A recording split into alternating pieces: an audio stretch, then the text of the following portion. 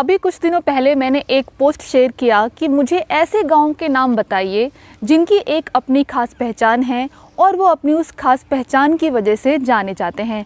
आप सभी के बहुत सारे कमेंट्स आए और आप सभी ने मुझे ऐसे अनोखे गांवों के नाम बताए जिनको जानकर मैं खुद हैरान हो गई और मुझे बहुत अच्छा लगा। तो आज की वीडियो मेरी इसी बारे में होने वाली है।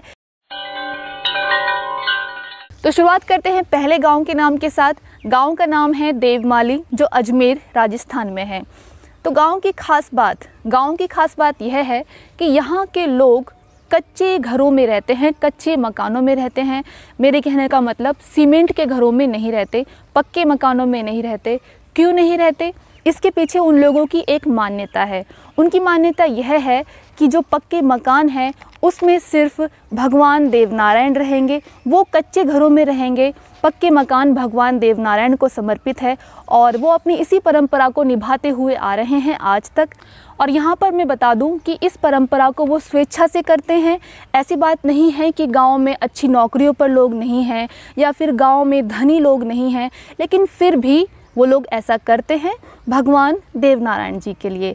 तो ये है इस गांव की खास पहचान, वहाँ के गांव के लोगों की आस्था। तो इसीलिए यह गांव विशेष है।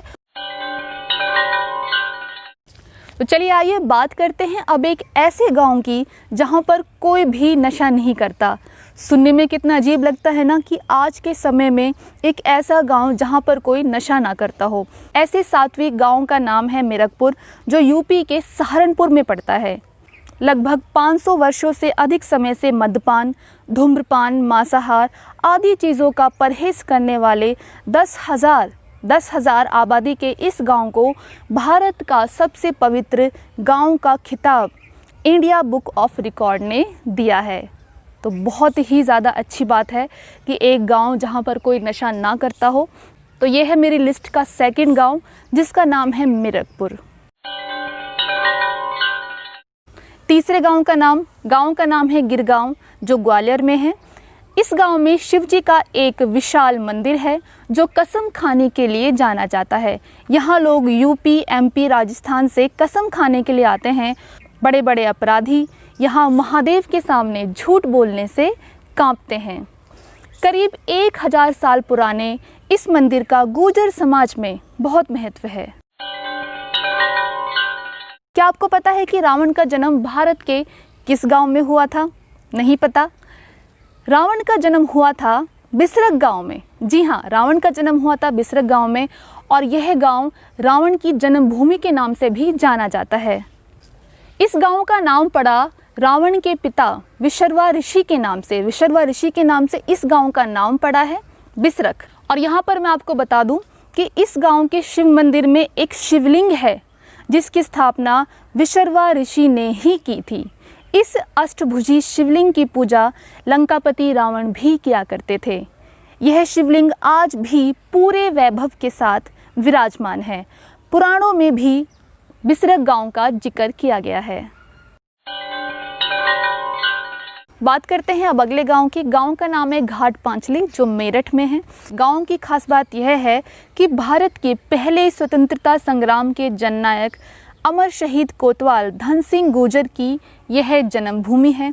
धन सिंह गुर्जर का 1857 की क्रांति में बहुत बड़ा योगदान रहा। उन्होंने बहुत बड़ी भीड़, या आप कहोगे बहुत से लोगों को इकट्ठा करके उन्होंने अंग्रेज़ों से डटकर मुकाबला किया। 4 जुलाई 1857 को बदला लेने के लिए अंग्रेजी हुकूमत ने पांचली गांव पर तोपों से हमला कर दिया। इसमें करीब 400 लोग मारे गए। इसलिए अमर शहीद कोतवाल धन सिंह गुर्जर और पांचली गांव के लोगों का देश की आज़ादी में एक बहुत बड़ा योगदान रहा है। बात करते हैं अगले गांव की। गांव का नाम है दरबारीपुर। गांव दरबारीपुर गुरुग्राम, हरियाणा में पड़ता है। इस गांव में इंदु बोकन पहली गुर्जर लड़की थी जो सेना में अधिकारी के रूप में चयनित हुई थी। बाद में सेना से रिटायर होकर वो स्कूल में प्रिंसिपल रही और आज के समय में जिला शिक्षा अधिकारी है। आखिर में नाम लेना चाहूँगी इस लिस्ट के सबसे फेमस गांव के बारे में, जिसके ऊपर बड़े बड़े न्यूज़ चैनल्स ने शोज़ किए हैं, अखबारों में लेख छपे हैं। मैं बात कर रही हूँ असोला फतेहपुर बैरी गांव की, जो अपनी पहलवानी के लिए पूरे देश में मशहूर है। इस गांव को बाउंसर्स विलेज भी कहा जाता है। और सिर्फ पहलवानी नहीं, अब इस गांव के लोग IPS, जज और अन्य फील्ड में भी अपना नाम कमा रहे हैं। तो ये मैंने शेयर किया आप सभी के साथ कुछ ऐसे गांव के नाम जिनकी एक अपनी खास पहचान है, और जो गांव बच गए हैं मैं कोशिश करूंगी अपनी आने वाली वीडियोस में उन सभी गांवों को इंक्लूड कर सकूं। तो चलिए इस वीडियो को यहीं पर एंड करते हैं। लेकर आती रहूँगी मैं आप सभी के लिए अलग अलग टॉपिक पर अच्छी वीडियोज़। तब तक के लिए बाय बाय, टेक केयर, और सभी को मेरा राम राम।